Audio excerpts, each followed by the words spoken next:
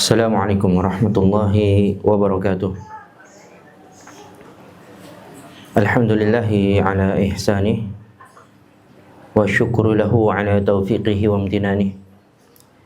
Wa asyhadu an la ilaha illallah wahdahu la syarika lahu ta'ziman li sya'nih.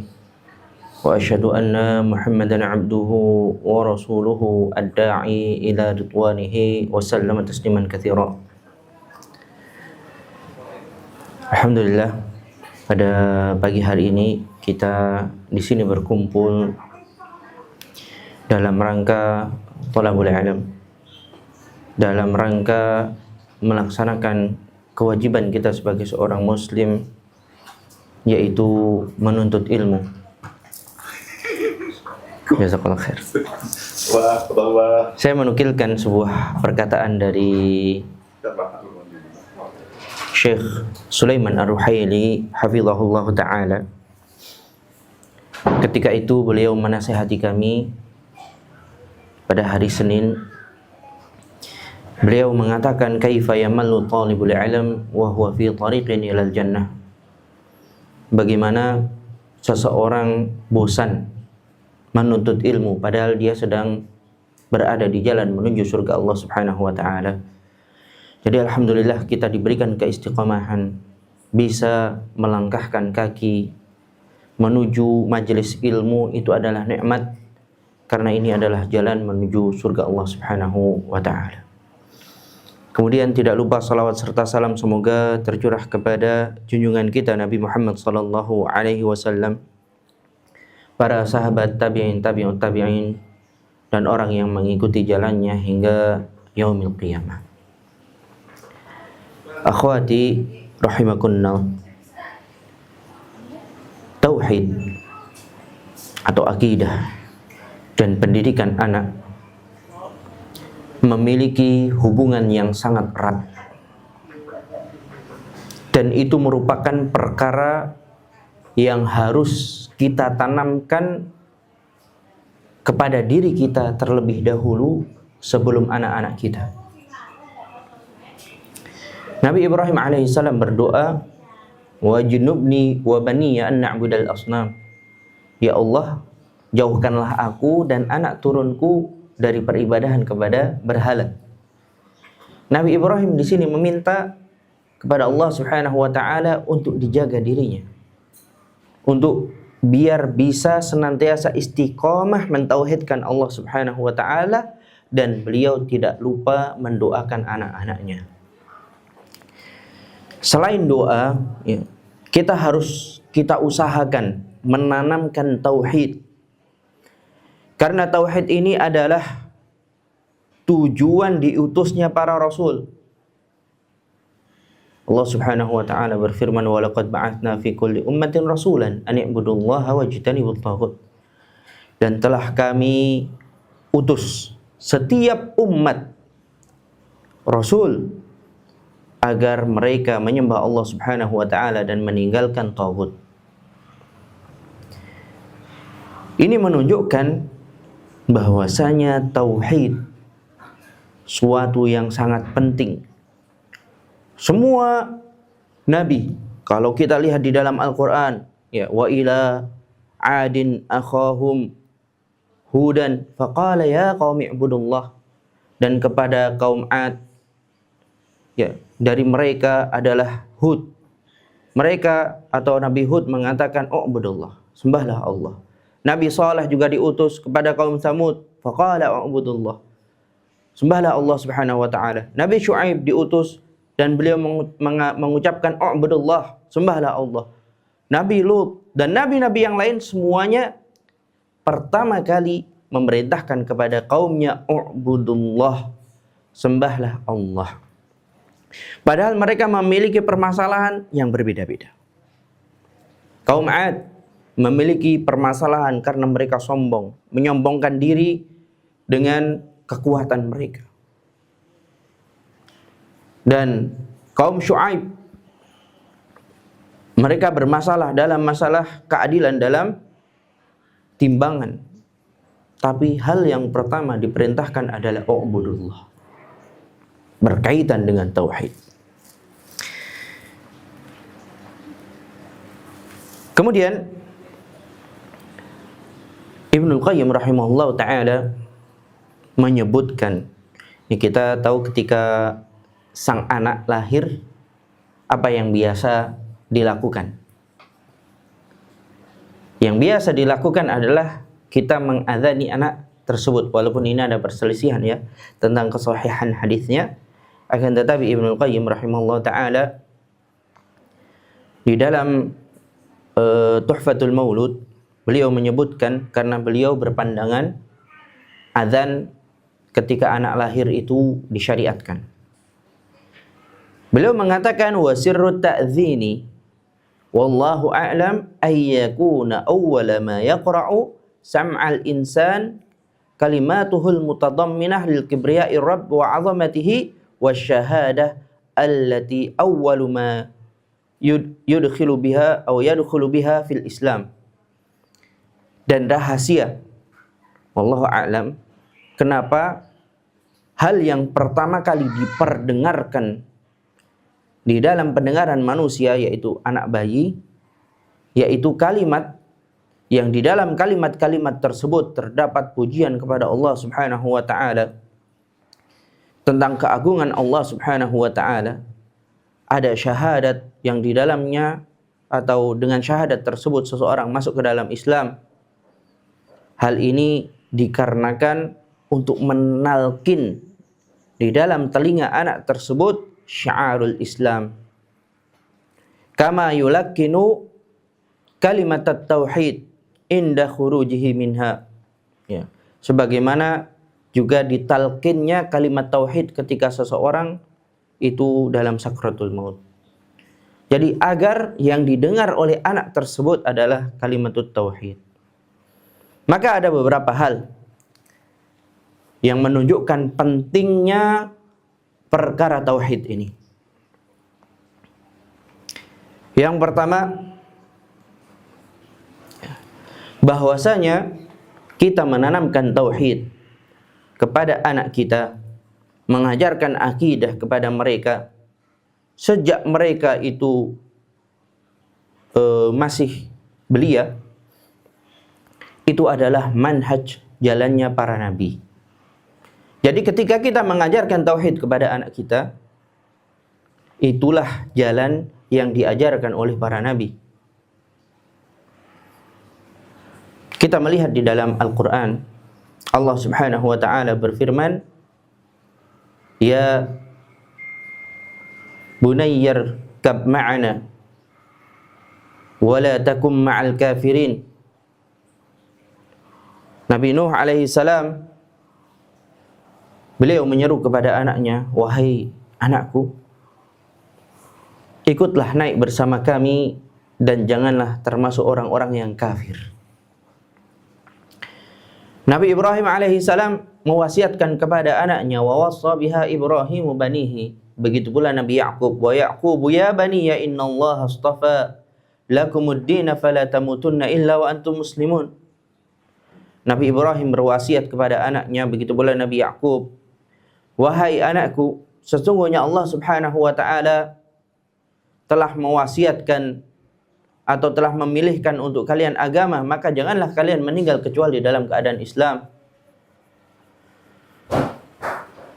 Kemudian Nabi Ibrahim alaihissalam juga ketika akan wafat bertanya kepada anak-anaknya, ma ta'buduna min ba'di, apa yang kalian sembah setelahku. Di sini penanaman tauhid. Bahkan hal yang terpenting, ini ada hal yang terpenting ketika seseorang akan meninggal, pasti akan menyampaikan perkara-perkara yang penting.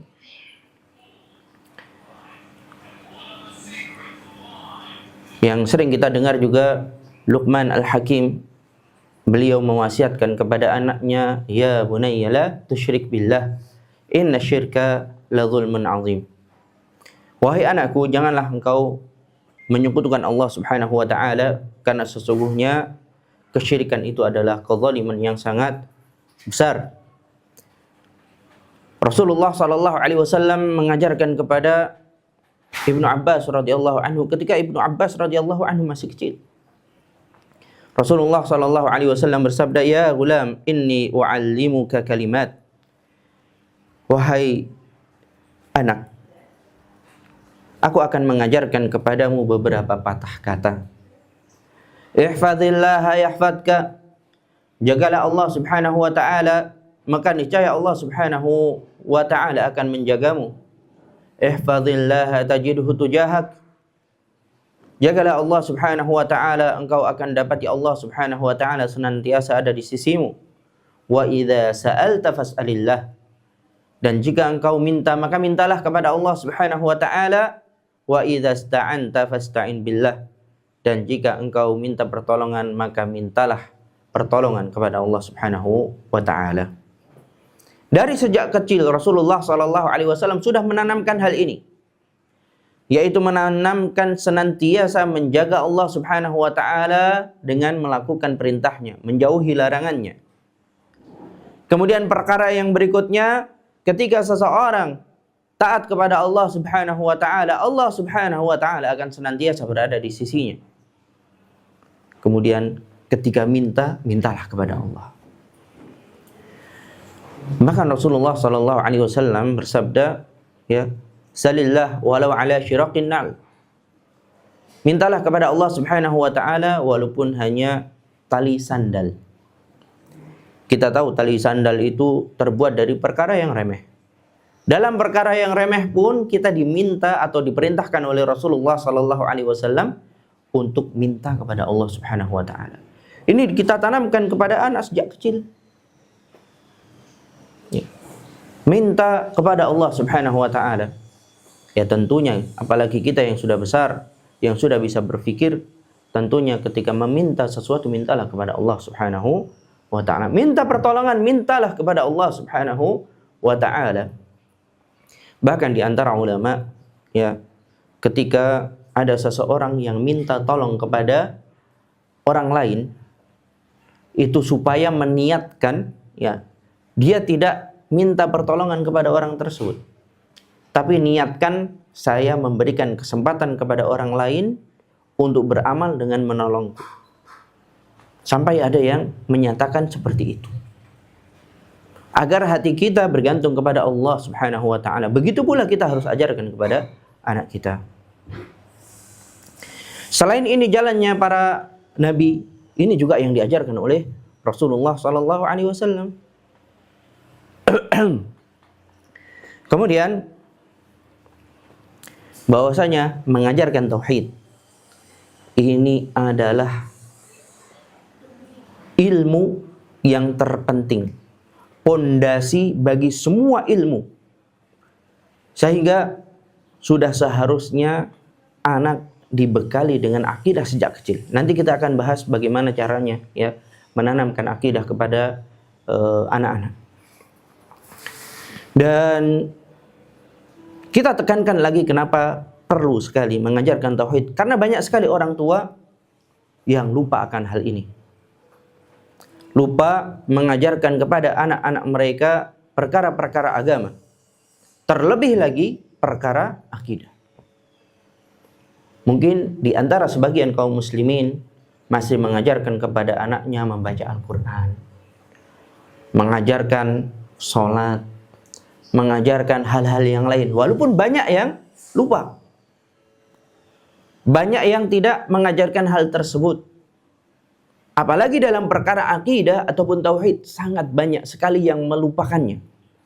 Karena ada sebagian kaum muslimin yang lupa, anak tidak diajarkan bagaimana cara mengaji, bagaimana cara sholat, dan yang lainnya, apalagi dalam perkara akidah. Betapa banyak kita dapati orang yang sudah mungkin sampai berkeluarga belum bisa membaca Al-Quran. Ya, tentunya ini karena kurangnya mereka memahami pentingnya ilmu agama. Dan ilmu agama ini yang terpenting adalah dalam masalah akidah. Makanya kita sangat tekankan dalam masalah tauhid. Berkata Ibnul Qayyim rahimahullah ta'ala, ya, faman ahmala ta'lima waladahu ma yanfa'uhu wa tarakahu suda faqad asaa ghayatal isaah. Siapa yang menyia-nyiakan anaknya, tidak mengajarkan kepada anaknya perkara-perkara yang bermanfaat baginya, meninggalkannya begitu saja sia-sia, faqad asaa ghayatal isaah, maka hakikatnya dia telah yang melakukan perbuatan buruk yang sangat buruk kepada anaknya. Wa aktsarul auladi innama jaa fasaduhum min qibalil abai, dan kebanyakan anak itu rusaknya dari sisi atau disebabkan oleh orang tuanya. Wa ihmaluhum, begitu pula penyia-nyiaan dari orang tuanya tersebut. Wa tarku ta'limahum, dan meninggalkan pengajaran kepada anak-anak tersebut fara'iduddin wa sunanahu, kewajiban-kewajiban agama, sunnah-sunnah di dalam agama. Fa'adha'uhum sigharan, maka orang tua tersebut telah menyia-nyiakan anaknya dalam keadaan masih kecil, sehingga dia tidak bisa memberikan manfaat untuk dirinya sendiri, dan begitu pula orang tuanya tidak mendapatkan manfaat dari anak tersebut. Jadi ketika orang tua menyia-nyiakan anaknya, tidak mengajarkan perkara-perkara yang bermanfaat, terutama dalam masalah agama, kewajibannya sebagai seorang muslim, maka hakikatnya dia telah menyia-nyiakan anak tersebut, telah berbuat buruk kepada anak tersebut. Walaupun mungkin diberi fasilitas dengan fasilitas yang luar biasa, tapi kalau tidak mengajarkan anaknya perkara yang bermanfaat dalam perkara agama, terutama dalam masalah akidah dan tauhid, maka hakikatnya dia telah berbuat buruk kepada anak tersebut.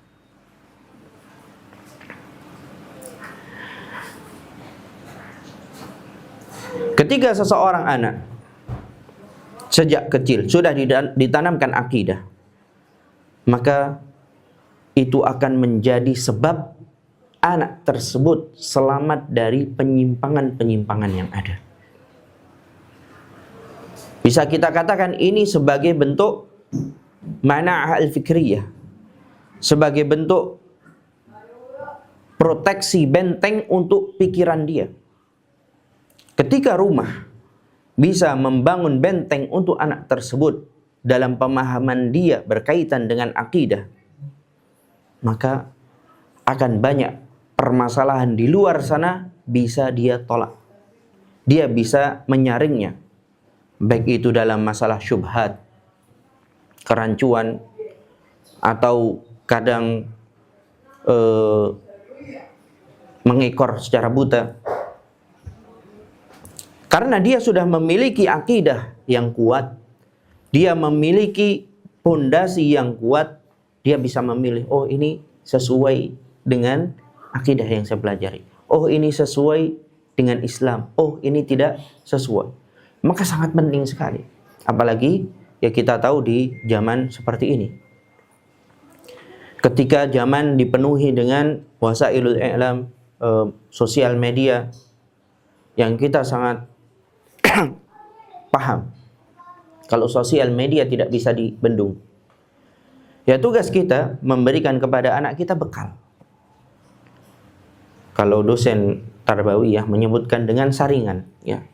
Ketika anak ini keluar melihat di sosial media, ketika kita sudah bangun pondasi bagi anak ini, dia sudah memiliki saringannya. Jadi apa yang baik dia bisa menyaringnya, dia bisa menerimanya. Apa yang buruk dia bisa tolak, atau mungkin ya nanti bakalan tanya kepada orang tuanya. Kalau ini masih kecil, kalau kita sudah ajarkan berkaitan dengan dasar-dasarnya, kadang ketika anak itu jalan di luar, bertemu dengan temannya, atau melihat sesuatu yang tidak sesuai dengan yang diajarkan oleh orang tuanya, entah dia sudah bisa menghukumi, kalau belum bisa menghukumi biasanya akan cerita kepada orang tuanya. Dan ketika cerita kepada orang tuanya ini, ya tolong untuk ibu-ibu, ya begitu pula untuk suaminya, untuk mendengarkan. Kadang anak cerita, kita sebagai orang tua itu mungkin lagi sibuk, entah itu sibuk beneran atau sibuk karena lihat HP ya. Apalagi zaman sekarang, maka dengarkan anak itu cerita, apalagi kalau dia cerita yang berkaitan dengan apa yang dilihat di luar. Kadang kita nanti perlu untuk meluruskan. Nah, anak kalau sudah dari rumah sudah mendapatkan dasar ya, dia mau cerita sehingga kita bisa meluruskannya. Ini sangat penting sekali ya. Ini sangat penting sekali untuk pendidikan anak kita. Ibnul Qayyim rahimahullah taala mewasiatkan kepada para orang tua berkaitan dengan pendidikan mereka sejak kecil dengan ditanamkan tauhid. Beliau mengatakan, fa idza kana waqtu nutqihim fal yulaqinu la ilaha illallah Muhammadur Rasulullah. Maka ketika datang waktu mereka itu bisa bicara, maka hendaknya mereka atau orang tua mentalkin anaknya dengan la ilaha illallah Muhammad Rasulullah. Ibnul Qayyim ini memerintahkan, memberikan wasiat kepada orang tua untuk mengajari la ilaha illallah Muhammad Rasulullah itu dari sejak awal mereka bisa bicara. Wal yakun awwalu ma yaqra masami'ahum ma'rifatullah. Dan hendaknya apa yang terdengar oleh pendengaran mereka adalah tentang mengenal Allah Subhanahu wa taala, mentauhidkannya, wa annahu subhanahu fawqa arsyihi, dan bahwasanya Allah Subhanahu wa taala berada di atas arsy. Yanzuru ilaihim, yang menyaksikan mereka, wa yasma'u kalamahum, mendengar pembicaraan mereka, wa ma'ahum aina makanu, dan Allah Subhanahu wa taala bersama mereka dimanapun mereka berada. Di dalam nasihat ini selain mengucapkan la ilaha illallah ya, sejak anak dini ya, sudah sejak kecil ditanamkan kalau Allah Subhanahu wa taala berada di atas arsy, tapi harus ditauhidkan, harus diesakan Allah Subhanahu wa taala. Kemudian ditanamkan kepada anak tersebut Allah Subhanahu wa taala senantiasa melihat kita. Allah Subhanahu wa taala senantiasa mendengar pembicaraan kita dari kecil. Sehingga ketika anak ini beribadah, tahu kalau Allah Subhanahu wa taala melihatnya. Kalau ingin melakukan perbuatan yang menyelisih syariat, dia takut, Allah Subhanahu wa taala melihatnya.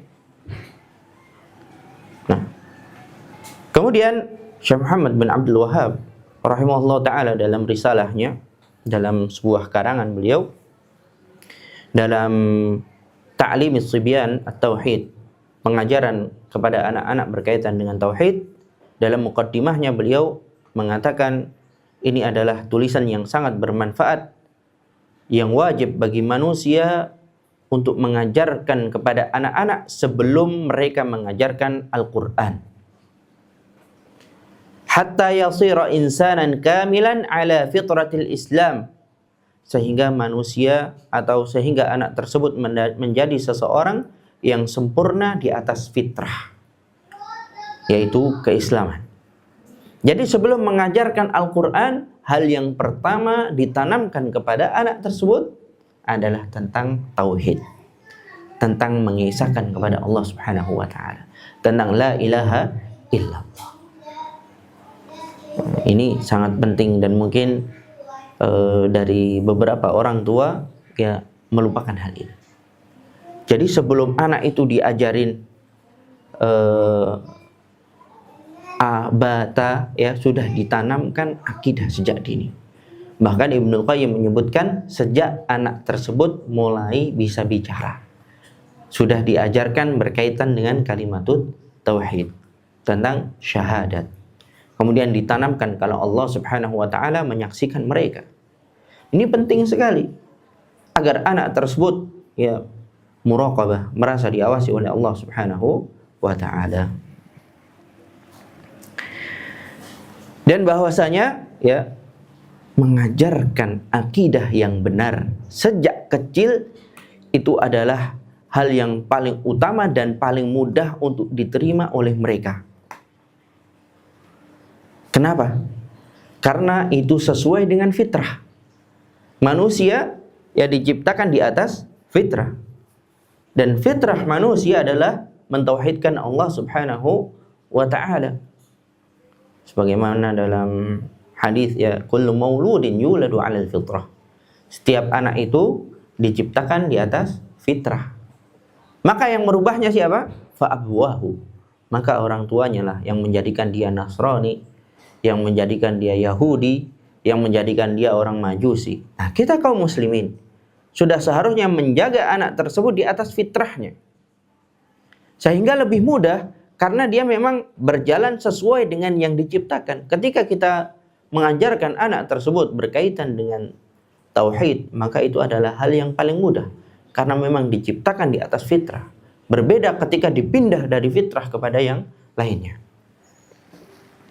Dan terutama lagi ketika kita mengajarkan kepada anak, ada istilah ya, mengajar atau belajar ketika kecil seperti mengukir di atas batu. Jadi sejak kecil kita sudah ajarkan agar ya akidah ataupun tauhid tersebut menempel pada benak anak tersebut.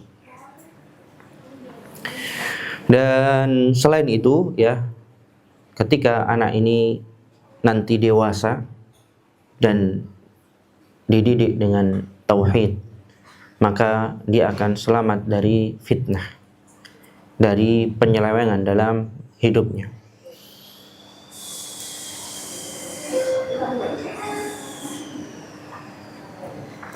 Dan ada perkataan dari orang barat, mereka membantah, mungkin juga ada yang pernah dengar ya, bahwasanya perkara tauhid ataupun keyakinan atau akidah itu ditanamkan kepada anak ketika anak itu sudah besar.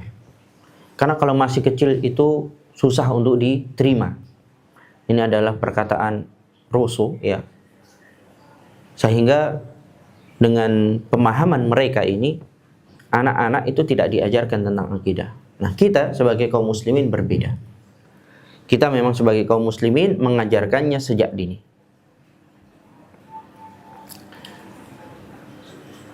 Abu Bakar radhiyallahu anhu, beliau atau sebelumnya, bukan Abu Bakar, orang-orang Yahudi ya, orang-orang Yahudi itu sudah mengajarkan kepada anak-anak mereka berkaitan dengan akidah mereka. Sehingga ya memasukkan akidah-akidah mereka sejak dini. Mereka akan membenci orang-orang selain mereka. Mereka mencela orang-orang Nasrani, orang-orang Islam. Maka kita bisa saksikan, mungkin pernah lewat video, kadang anak kecil ya dari orang Yahudi meludahi orang Nasrani yang lewat. Kenapa? Memang kebencian itu sudah ditanamkan sejak kecil. Kita sebagai kaum muslimin seharusnya menanamkan akidah yang benar dan akhlakul islamiyah sejak dini. Mungkin Anda pernah dengar ya, kalau anak nggak perlu dilarang. Nah, di dalam Islam ya nggak seperti itu ya. Anak itu boleh dilarang ya. Kata-kata jangan di dalam Islam itu boleh. Sebagaimana kita tadi sudah ngambil ya, la tusyrik billah. Janganlah engkau menyekutukan Allah Subhanahu wa taala. Karena mungkin karena sekarang ada sosial media ya, kalau kita tidak mendasari dengan ilmu ya, kemudian parenting baca atau melihat tentang parenting, oh nggak boleh ngelarang anak ya. Oh gini toh cara parenting, ternyata nggak boleh ngelarang anak. Padahal boleh. Di dalam Islam itu boleh melarang anak. Ya. Ada kalimat la tusyrik billah, kemudian larangan-larangan dari orang tua kepada anaknya. Nah, begitu pula orang-orang Rafidhah. Orang-orang Rafidhah, orang-orang Syiah. Mereka sejak kecil sudah mengajarkan kepada anak mereka. Ketika atau sampai di antara mereka itu ada yang menyembunyikan mainan mereka. Ketika anaknya cari, mana mainanku? Ya, wahai ayah atau ibu, mana mainanku? Mereka mengatakan, kalau kamu mau, laknatlah Abu Bakar. Kemudian dia melaknat Abu Bakar, kemudian baru dikasihkan. Ya. Dan itu yang akan membentuknya sampai dewasa. Bisa kita bayangkan, ya. Makanya memiliki kebencian yang luar biasa kepada Abu Bakar, kepada ibunda kita Aisyah radhiyallahu anha.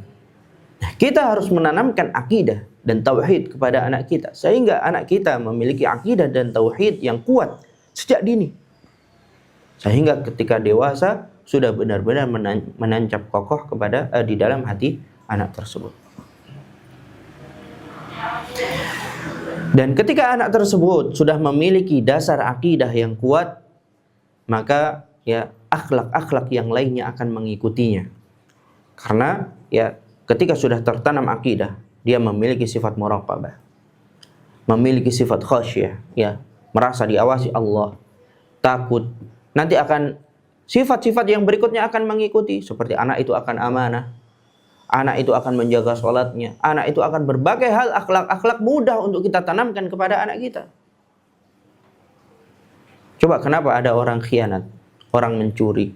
Karena kurang takutnya kepada Allah Subhanahu wa ta'ala. Disitulah sumbernya. Kenapa anak tidak berbakti kepada orang tua, berani kepada orang tua? Pertama, hal yang terpenting karena anak tersebut tidak takut kepada Allah Subhanahu wa ta'ala. Ketika anak takut kepada Allah Subhanahu wa ta'ala, sedangkan Allah Subhanahu wa ta'ala memerintahkan untuk berbakti kepada orang tua, tentunya dia akan berbakti kepada orang tua. Sehingga ya kita tahu dari tauhid ini akan memiliki buah yang sangat luas. Begitu pula anak ini menjadi semangat, ya, ketika beramal, ketika bekerja, memiliki semangat karena dia memiliki akidah yang benar, memiliki tauhid yang benar. Di antara tauhid yang kita tanamkan adalah kita harus tawakal kepada Allah Subhanahu wa ta'ala, dan tahu bahwasanya tawakal itu adalah seseorang menyandarkan diri kepada Allah bersamaan dengan diiringi sebab. Jadi tawakal itu seseorang menyandarkan urusannya kepada Allah Subhanahu wa ta'ala dengan diiringi sebab. Dia badlul juhud, dia mengeluarkan segala daya dan upaya, tapi tidak lupa menyandarkan kepada Allah Subhanahu wa ta'ala. Penyandaran ini adalah tauhid, bersamaan dengan tadi dia bekerja dengan semaksimal mungkin. Dalam segala hal orang yang bertauhid, ya, seharusnya dia adalah orang yang paling bisa tawakal kepada Allah Subhanahu wa ta'ala, paling tenang hidupnya.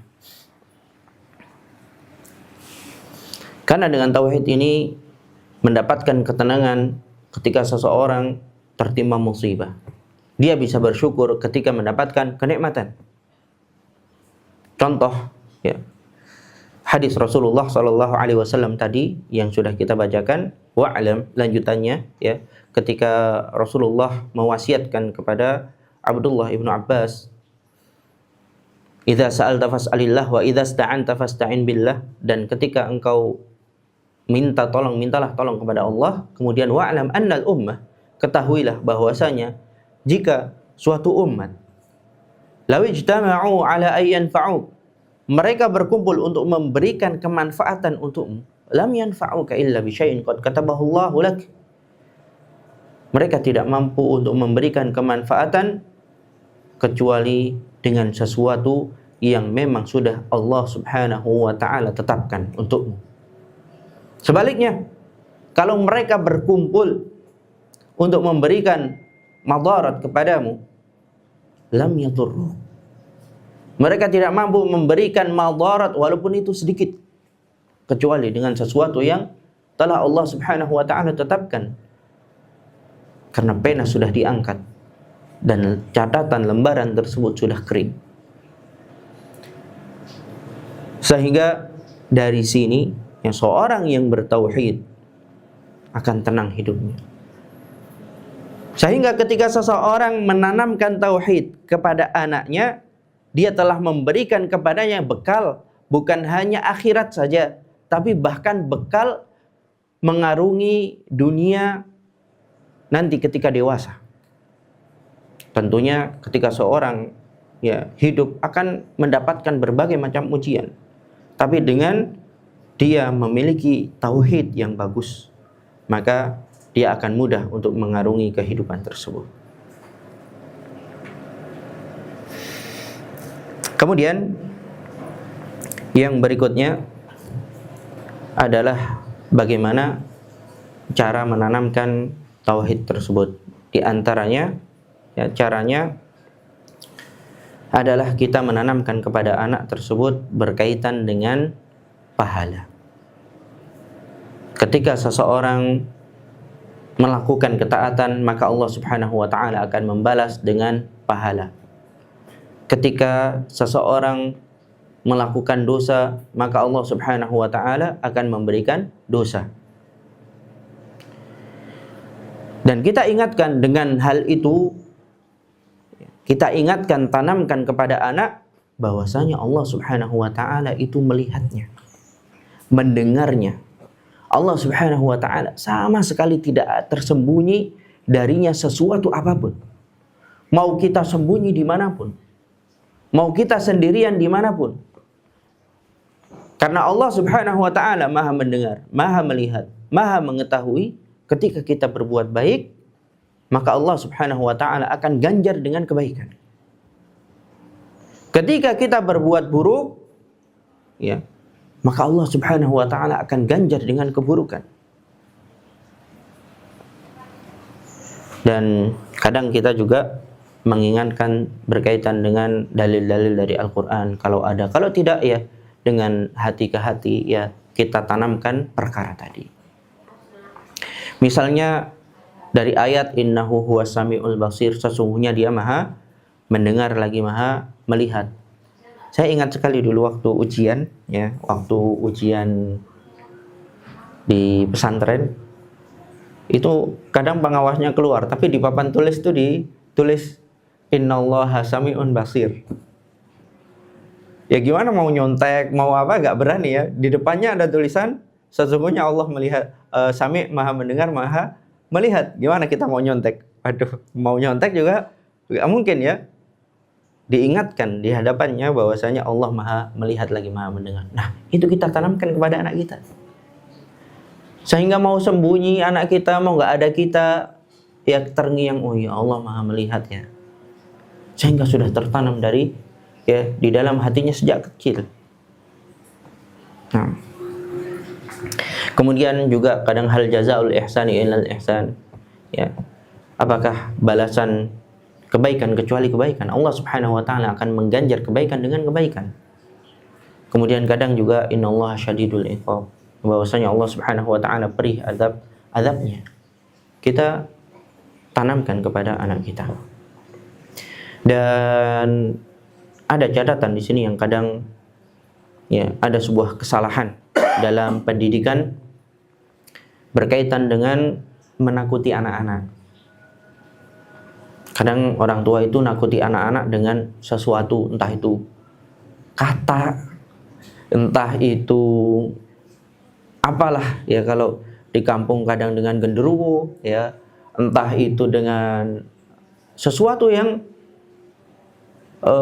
membuat mereka takut, tapi ya itu akan merusak akidah mereka. Sudah seharusnya kita, ya, tanamkan kepada anak kita sesuatu yang untuk menakuti mereka adalah Allah Subhanahu wa ta'ala, sehingga yang tertanam di dalam hati mereka itu. Ada, dulu saya pernah baca berkaitan dengan tarbiyah. Katanya orang Indonesia itu kan kadang kalau jatuh, ya ada yang nyalahkan kodok, ya kan, jatuh, tanahnya dipukul, kodoknya nakal, atau yang semisalnya. Ada yang mengatakan bahwasanya itu menyebabkan anak itu suka melempar tanggung jawab. Dari kecil sudah diajarkan melempar tanggung jawab, padahal kesandung yang salah dia, tapi justru melempar kesalahannya kepada kodok. Maka itu bisa menanamkan secara tidak langsung, ya, melempar tanggung jawab. Makanya kadang ada sebagian orang Indonesia ketika salah nggak berani mengakui kalau salah, tapi melemparkan tanggung jawab. Enggak kok yang salah itu. Bisa jadi dari segi kesalahan pendidikan tersebut. Ya, maka ini penting ketika mendidik harus memberikan rasa takut kepada Allah Subhanahu wa taala, tidak perlu dengan yang lain-lainnya, apalagi ditakut-takuti dengan sebangsa jin. Nah,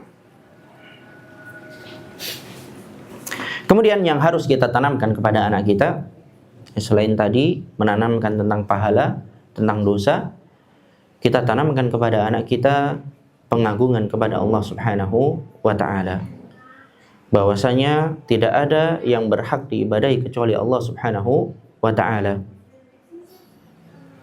Kemudian kita menjelaskan, memberikan kisah kepada anak kita berkaitan orang-orang yang menentang, membangkang Allah Subhanahu wa ta'ala, begitu pula Rasulnya.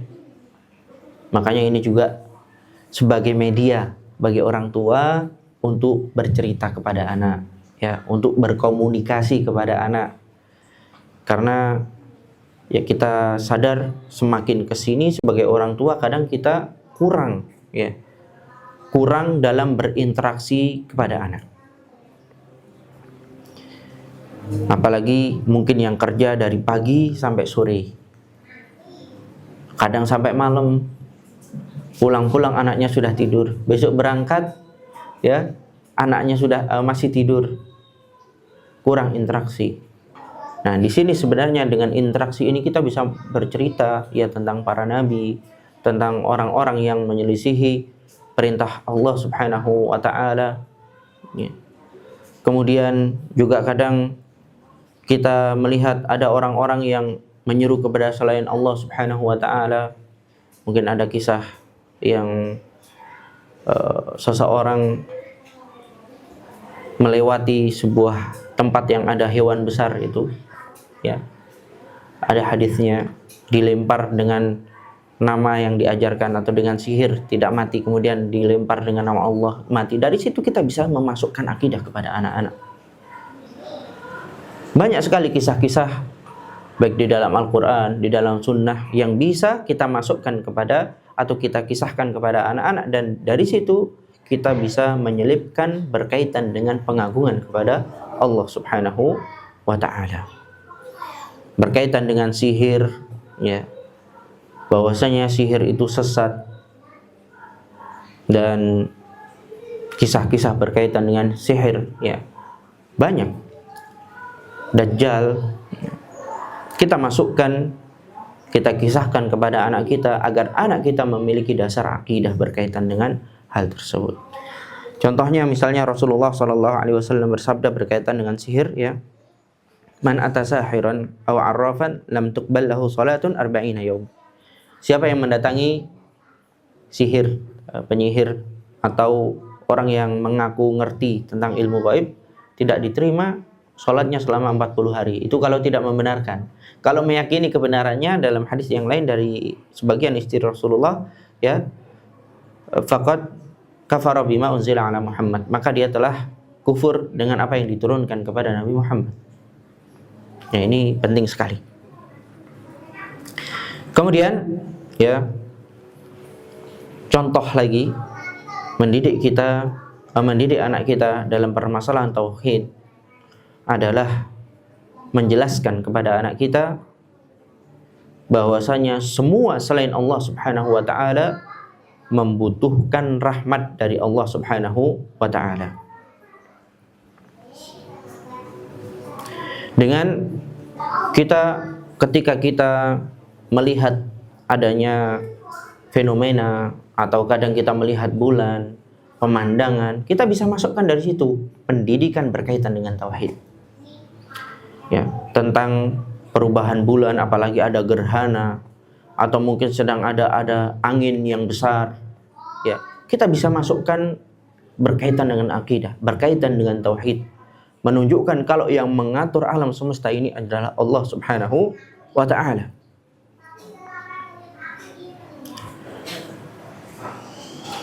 Kemudian jangan lupa juga kita mengajarkan tauhid kepada anak kita agar senantiasa anak kita cinta kepada Allah Subhanahu wa ta'ala. Dengan cara menyebutkan atau mengaitkan nikmat-nikmat yang kita dapatkan, anak-anak kita dapatkan, dengan bahwasanya ini adalah pemberian Allah Subhanahu wa ta'ala. Ketika misalnya beli baju baru, jangan lupa ingatkan kepada anak kita, nak, alhamdulillah kita dapat baju baru atau beli baju baru, ya. Dan ini adalah nikmat dari Allah Subhanahu wa taala. Allah memberikan kepada kita rizki, kita syukuri, kita tanamkan sejak kecil. Jangan lupa itu. Begitu pula ketika mungkin kita dapat makanan dan yang lainnya, jangan lupa kita kaitkan dengan nikmat Allah Subhanahu wa taala. Karena kalau bukan karena kebaikan dari Allah, rahmat dari Allah Subhanahu wa taala, kita nggak dapatkan makanan ini. Ini murni dari pemberian Allah Subhanahu wa ta'ala. Kemudian yang berikutnya dalam menanamkan akidah ataupun tauhid kepada anak kita, yaitu kita perhatian dengan pendengaran mereka, memperdengarkan anak kita dengan Al-Quran, kemudian membacakan tafsirnya. Terutama mungkin di situ untuk anak-anak yang lebih cocok, ya di dalam Al-Quran banyak kisah-kisah kita bacakan, ya bagaimana kisahnya. Begitu pula dari nas-nas nabawiyah, dari hadis-hadis Nabi, kemudian kita ya sangkut pautkan. Kemudian zikir-zikir juga kita ajarkan kepada anak kita. Misalnya zikir pagi, ya keutamaannya seperti ini, ya. Dan kita dari situlah menanamkan akidah kepada anak kita. Kemudian sebelum tidur, ya, kita baca doa, dipahamkan tentang artinya atau sebagiannya. Doa naik kendaraan, ketika safar, mungkin juga biar kalau di sini kan anak kita ditanamkan tauhid, dari sini juga orang tuanya kalau belum tahu jadinya harus belajar, ya. Karena memang belajar tauhid, ya, apalagi nih ya, belajar kitab, belajar buku, bukan kitab, gampangnya buku aja yang nggak usah terlalu tebal. Kalau kajian rutin, seringnya apa? Pertama banyak, besok lagi makin dikit, makin dikit. Karena kalau kajian rutin seakan-akan membosankan, berbeda dengan tematik. Padahal sebenarnya kajian rutin itu adalah kajian yang akan membentuk. Karena yang dibahas urut. Kalau tematik kan sekarang bahas ini, besok bahas itu. Nah, kalau misalnya seseorang belajar tauhid, ya ini kan terpaksa harus belajar tauhid. Ya memang harus dipaksa kita ya. Sebagai orang tua, ya harus dipaksa juga belajar tauhid sebelum mengajarkan kepada anak. Ada kaidah ya, faqidu syai' la yu'ti. Orang yang nggak punya sesuatu nggak mungkin akan memberikan. Gimana orang nggak punya? Nggak punya bagaimana mau mengajarkan? Makanya penting ya. Dan ini catatan ya. Ketika misalnya mengajarkan berkaitan dengan naik kendaraan, dia nggak tahu gimana ini cara ngajarinnya kepada anak ya, biar memasukkan akidah ataupun tauhid kepada anak. Akhirnya dia akan belajar.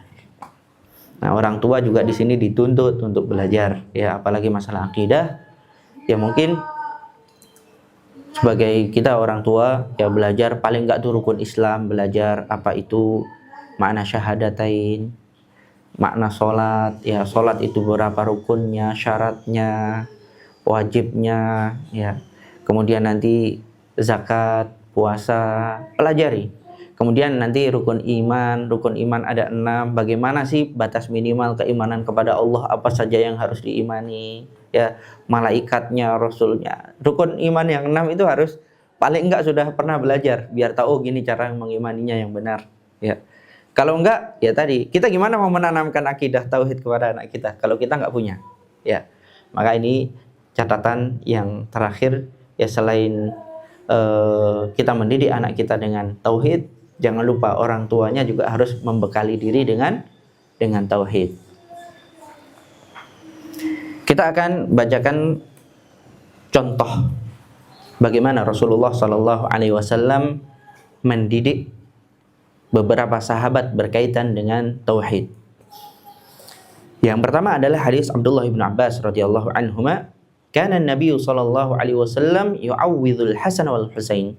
Bahwasanya Rasulullah sallallahu alaihi wasallam meminta perlindungan untuk Al Hasan dan Al Husain dengan inna abakuma kana yu'awwidzu biha Ismail wa Ishaq. Bahwasanya sesungguhnya nenek moyang kalian yaitu Nabi Ibrahim meminta perlindungan untuk Nabi Ismail dan Nabi Ishak dengan a'udzu bikalimatillahi tammat min kulli syaitanin wa hammah wa min kulli ainin lamah.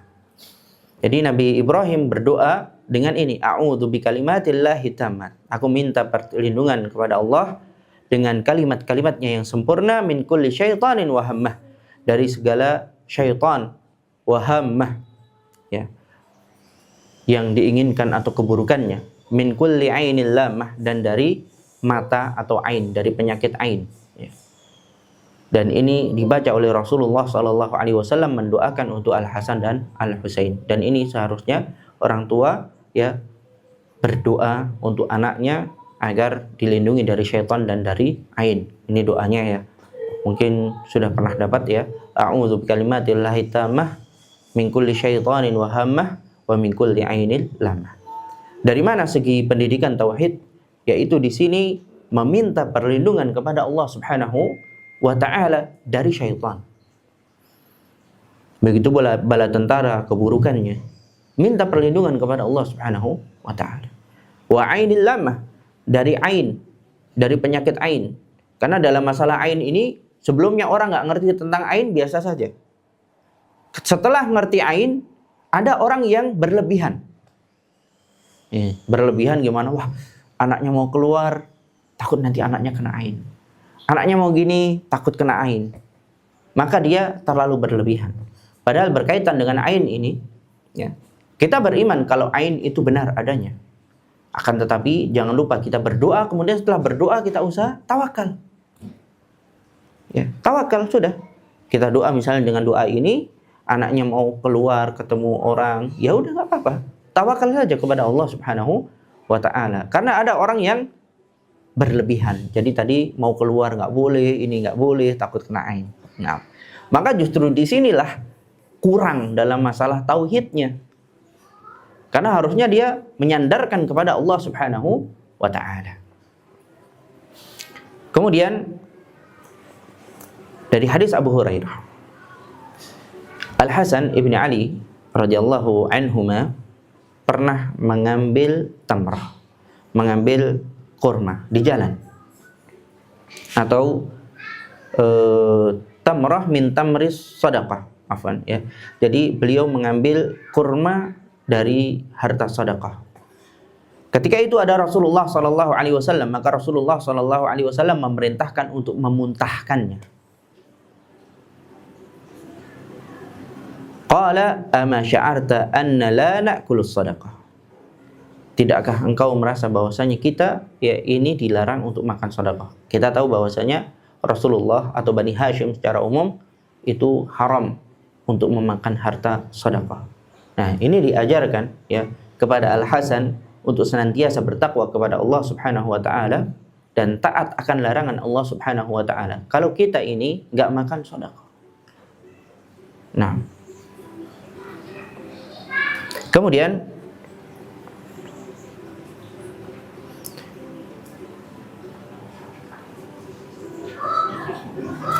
Rasulullah sallallahu alaihi wasallam mengajarkan kepada Umar ibnu Abi Salimah berkaitan dengan makan. Ketika makan, untuk menyebut nama Allah Subhanahu wa ta'ala. Ya gulam, samillah, kul biyaminik wa kul mimma yalik. Kemudian yang berikutnya, hadis berkaitan Ibnu Abbas yang sudah kita bacakan. Ya gulam, inni u'allimuka kalimat.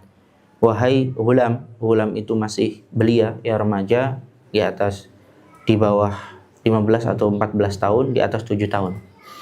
Inni u'allimuka kalimat. Aku akan mengajarkan kepadamu beberapa patah kata. Ihfazillaha yahfadka. Jagalah Allah Subhanahu wa ta'ala, Allah akan senantiasa menjagamu. Di sini jelas sekali berkaitan dengan penanaman akidah, ya. Jika engkau minta, mintalah kepada Allah. Jika engkau minta pertolongan, mintalah pertolongan kepada Allah Subhanahu wa ta'ala. Kemudian beliau menjelaskan tentang tawakal tadi. Kemudian berkaitan dengan adzan Rasulullah sallallahu alaihi wasallam kepada Al Hasan ibnu Husain, kita tadi sudah jelaskan berkaitan dengan adzan, ya. Kemudian yang berikutnya adalah an Ibnu Abbas radhiyallahu anhu, dari Abdullah Ibnu Abbas radhiyallahu anhu, Rasulullah sallallahu alaihi wasallam membaca, ya ayyuhalladzina amanu qu anfusakum wa ahlikum nara. Wahai orang-orang yang beriman, selamatkanlah diri kalian dan keluarga kalian dari api neraka. Maka pada suatu hari ada seorang remaja Maghsyian yang dia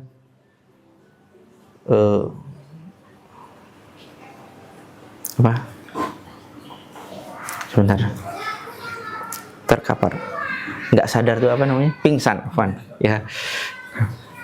Kadang dia pingsan, ya.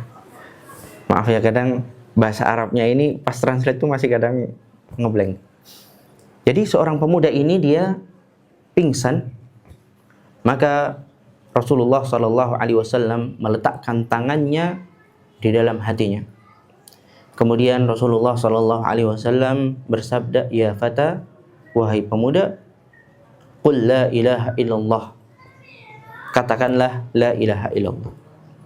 Nah, di sini jelas sekali ya, Rasulullah Shallallahu Alaihi Wasallam mengajarkan berkaitan dengan kalimatut tauhid.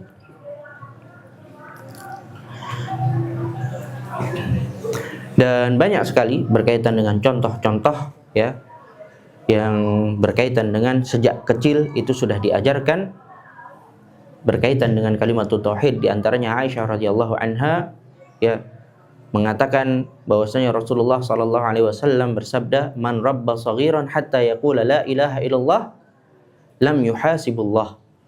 Siapa yang mendidik anaknya kecil sampai mengucapkan la ilaha illallah, maka dia tidak akan dihisab oleh Allah Subhanahu wa taala. Kemudian yang terakhir ya, dan siapa yang mau bertanya berkaitan dengan bab ini silahkan ya. Bahwasanya Jundub Al-Bajali radhiyallahu anhu, beliau mengatakan ya, kana atau kunna fatayan ma'an nabiyina sallallahu alaihi wasallam, dulu kami masih muda bersama Rasulullah sallallahu alaihi wasallam. Fata'allamna al-iman qabla an nata'allam al-Qur'an, maka kami mempelajari tentang keimanan, tentang tauhid ya, sebelum mempelajari Al-Qur'an. Tsumma ta'allamna al-Qur'an fazdadna bihi imanan, kemudian kita mempelajari tentang Al-Qur'an sehingga semakin bertambah keimanan kita. Wa innakumul yawm ta'allamuna al-Qur'an qabla al-iman, sedangkan kalian hari ini mempelajari tentang Al-Qur'an sebelum keimanan. Jadi tauhid itu yang pertama sebelum mempelajari Al-Qur'an. Nah, kalau kita tahu di tempat kita ya mempelajari Al-Qur'an kadang dari kecil sebelum ditanamkan tentang akidah. Sebenarnya juga bukan salah karena memang kecil itu sudah diajari Al-Qur'an, tapi kita yang telat mengajarkan tauhid kepada anak kita. Seharusnya dari kecil, dari mulai anak itu bicara ya, dari anak itu bicara sudah kita ajarkan, tapi telat. Ya. Jadi di sini kita tekankan bahwasanya ya tauhid, akidah itu harus kita tanamkan sejak kecil, apalagi sosial media yang semakin kesini ya apapun bisa masuk lewat sosial media, sehingga itu bisa membentuk anak kita. Kalau kita tidak memiliki sandaran tauhid, anak-anak kita tidak dididik di atas tauhid ya, maka itu akan berbahaya, mudah terpengaruh. Dan catatan juga untuk ibu-ibu ya, untuk ya semuanya, untuk orang tua, kalau anak nangis ya kadang kalau zaman sekarang ini biar nggak nangis dikasih HP. Padahal kita tahu tadi ya, anak kecil harusnya dididik di atas tauhid ya, sehingga dia punya dasar dulu, baru nanti ya setelah itu dia punya dasar bisa membedakan mana yang baik mana yang buruk. Nah, kalau dari kecil sudah dipegangin HP ya, kadang yang dilihat TikTok atau mungkin short ya, yang kadang kita tidak tahu acak ya, takutnya dari situ anak kita terbentuk. Anak kita terbentuk karena belum punya dasar. Apalagi kita tidak mengajarkan tauhid kepada anak kita, tidak mengajarkan kepada mereka berkaitan dengan tauhid yang sudah seharusnya diajarkan, maka akan bahaya sekali ya. Dan dari HP itu juga ya selain menjadi nanti yang akan membentuk anak tersebut, ya banyak sekali akhlak-akhlak yang akan membentuk anak kita. Saya pernah lihat langsung ya, ketika naik motor ada anak ya sambil jalan di jalan ya sambil joget-joget, padahal jalan. Kenapa bisa seperti itu? Ya sebagai orang tua kadang kita kurang dalam berinteraksi kepada anak. Apalagi mungkin yang kerja dari pagi sampai sore, kadang sampai malam, pulang-pulang anaknya sudah tidur, besok berangkat ya anaknya sudah masih tidur, kurang interaksi. Nah, di sini sebenarnya dengan interaksi ini kita bisa bercerita ya tentang para nabi, tentang orang-orang yang menyelisihi perintah Allah Subhanahu wa taala. Ya. Kemudian juga kadang kita melihat ada orang-orang yang menyeru kepada selain Allah Subhanahu wa taala. Mungkin ada kisah yang seseorang ataupun tauhid yang kuat. Allahu taala a'lam bissawab. Pertanyaan yang pertama ya, bagaimana cara menanamkan atau mengajarkan konsep pahala dan dosa kepada anak supaya mudah dipahami dan masuk ke dalam nilai kehidupan sehari-hari yang dapat dipraktekkan. Tadi kita sudah menyebutkan beberapa ya, di antaranya dengan kisah ya. Dengan kisah orang-orang yang taat kepada Allah Subhanahu wa taala mendapatkan surga. Orang-orang yang taat kepada Allah Subhanahu wa taala mendapatkan pertolongan ya. Dengan kisah-kisah itu ya, itu bisa memahamkan kepada mereka konsep berkaitan dengan pahala ataupun dosa ya. Apalagi di dalam Al-Qur'an sangat banyak ya, bagaimana kisah Firaun misalnya ya, karena durhaka kepada Allah Subhanahu wa taala. Bagaimana Qarun ya, di dalam surat Al-Qasas disebutkan, apalagi dibacakan tafsirannya ya. Di dalam hadis ada. Begitu pula misalnya kisah-kisah dalam Nabi, dari situ kita masukkan konsep ya, ada pahala, ada dosa. Insyaallah bisa kita praktekkan dalam kehidupan sehari-hari. Kemudian ketika sholat ya, kita tegaskan kita sholat karena taat kepada Allah, dan Allah Subhanahu wa taala menjanjikan ya bagi orang yang sholat surga. Puasa misalnya surga Rayyan dan yang lain-lainnya. Bismillah, izin bertanya Ustadz, gimana cara memahamkan tauhid kepada anak yang dekat dengan seseorang yang tidak seiman agar tidak murtad ya. Na'udzubillahi min dzalik. Syukron. Nah, memang ketika seseorang itu atau anak dekat dengan orang yang tidak Islam ya, tentunya takutnya ikut ya, jelas, karena ya ar-rajulu 'ala dini khalili, seseorang itu berada di atas agama orang lain, apa yang dilihatnya. Nah, bagi orang yang mengalami hal ini ya, maka tentunya dia benar-benar harus usaha luar biasa ya. Tentunya untuk cara-caranya sama saja ya, dilihat umur anak tersebut ya. Dilihat umur anak tersebut, kalau masih kecil ya bisa dengan kisah dan yang lainnya. Untuk semakin besar tentunya dengan logika yang ada, dengan dalil dan logika ya. Kalau anak itu mau sudah bisa berpikir ya, kita bisa ajak ngobrol ya. Sebagaimana Nabi Ibrahim alaihissalam ya, ketika ingin menyembelih anaknya, Nabi Ibrahim alaihissalam tidak diktatori di situ. Walaupun tahu ya Nabi Ibrahim ini menjalankan perintah dari Allah, tidak ada pilihan. Tapi masih bertanya kepada anaknya, ya bunayya ini ara fil manami an antahuk, wahai anakku, aku bermimpi kalau aku menyembelihmu. Padahal tentunya Nabi Ibrahim akan melaksanakannya walaupun tidak disetujui. Tapi di sini ia ngobrol dengan anaknya agar anak tersebut lebih mudah melakukannya, bisa terima. Nah, di sini perlu diajak ngobrol, logika, didekati.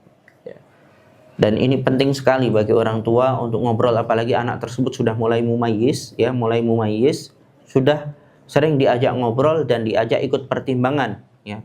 Ketika anak tersebut pertimbangannya tidak sesuai, dengan yang benar, kita bisa luruskan dengan logika-logika sehingga dia menerimanya.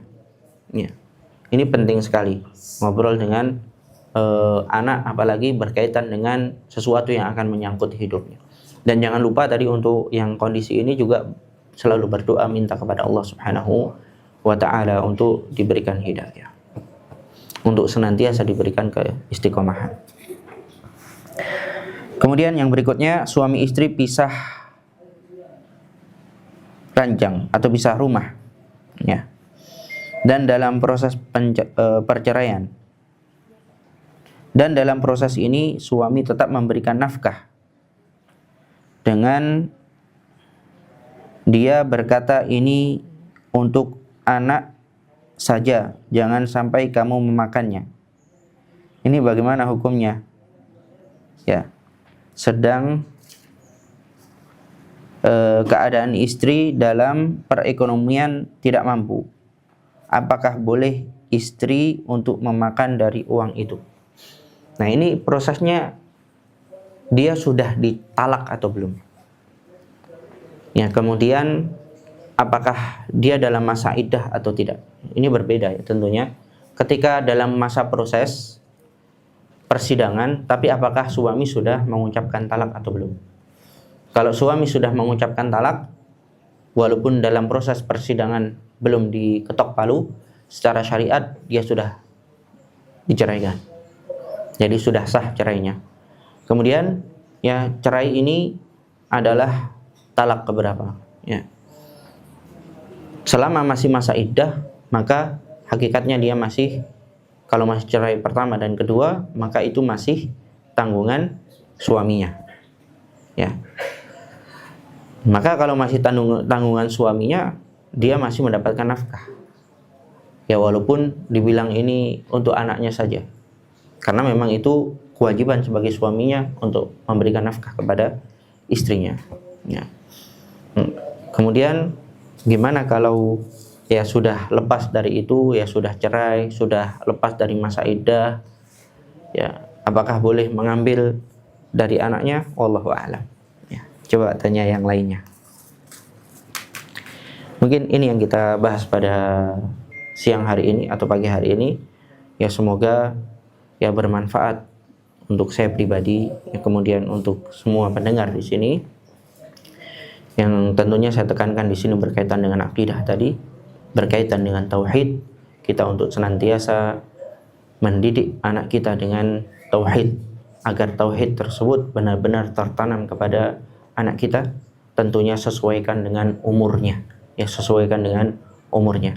Kemudian di sini juga sebagai cambuk bagi kita untuk terus mempelajari tauhid. Dan ketahuilah, tauhid ini adalah sumber kebahagiaan seseorang baik di dunia maupun akhirat. Jadi jangan malas, jangan merasa bosan.